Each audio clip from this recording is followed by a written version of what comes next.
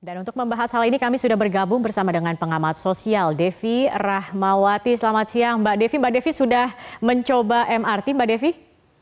Sayangnya belum saya.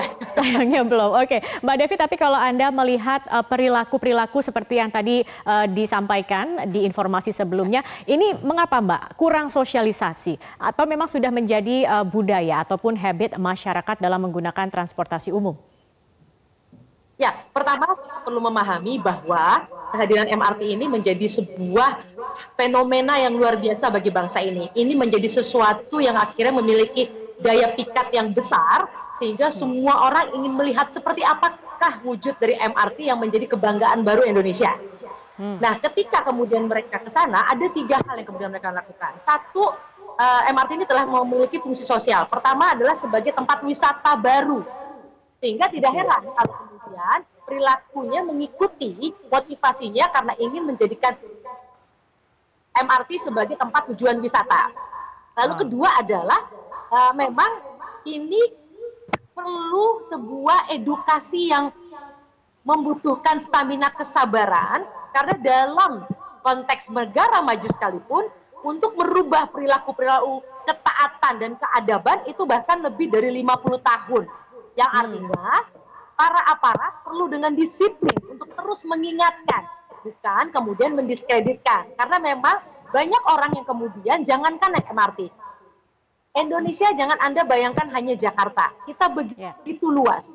Tunggu saja yang datang bukan hanya dari Jakarta dan sekitarnya, tapi dari seluruh Indonesia akan berbondong-bondong ke sini. Kenapa? Karena yang ketiga, MRT akan menjadi jendela baru bagi orang yang mungkin seumur hidupnya tidak akan pernah melihat luar negeri.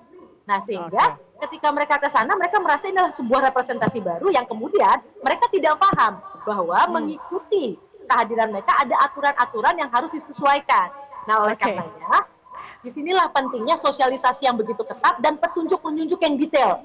Kalau di Inggris itu bahkan di jalan saja itu sampai dicoret, belok kanan, belok kiri, itu negara yang sudah sangat maju sekalipun. Oke, Mbak Devi, artinya perlu ketegasan juga begitu ya dalam untuk menertibkan masyarakat. Kalau kita lihat viral di media sosial dan tidak sedikit yang berkomentar negatif atau bahkan menghujat, bahkan ada yang mengusulkan untuk membuat sanksi atau hukuman jika tidak tertib. Menurut Anda apakah perlu begitu untuk adanya sanksi atau hukuman? Ketegasan saja apakah memang tidak cukup begitu?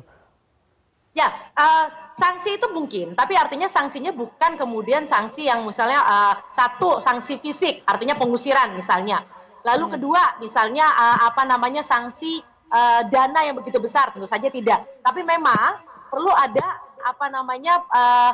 serangkaian upaya sanksi sosial yang memang perlu diikuti terkait dengan penegakan aturannya. Karena kalau tidak, mereka tidak memiliki pengalaman bahwa apa yang mereka lakukan itu salah. Berarti artinya diingatkan oleh sesama warga juga ini bisa begitu ya Mbak ya?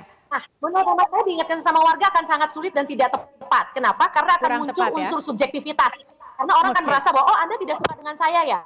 Jadi sifatnya jadi personal, bukan aturan. Jadi ini harus oleh aparat.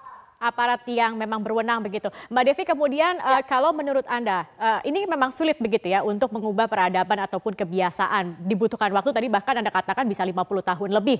Lebih lama mungkin dibandingkan dengan membangun MRT ini sendiri. Kemudian seperti apa sebenarnya untuk mengubah kebiasaan yang efektif untuk masyarakat? Karena banyak yang optimistis juga bahwa MRT ini nantinya bisa mengubah juga pola masyarakat, tata tertib mereka untuk bertransportasi di moda-moda yang lain begitu Mbak?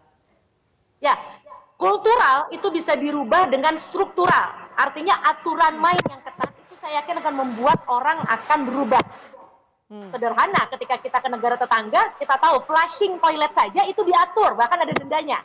Dan mau tidak mau orang akan mengikuti. Saya optimis belajar dari perubahan penggunaan KRL, saya mengalaminya karena saya juga angker anak kereta begitu kan, itu luar biasa sekarang. Paling tidak masyarakat sudah mulai terbiasa bahwa menggunakan transportasi publik harus tertib, yang akhirnya mereka juga merasakan bahwa begitu nyaman sekarang menggunakan KRL, terlepas dari kepadatannya ya.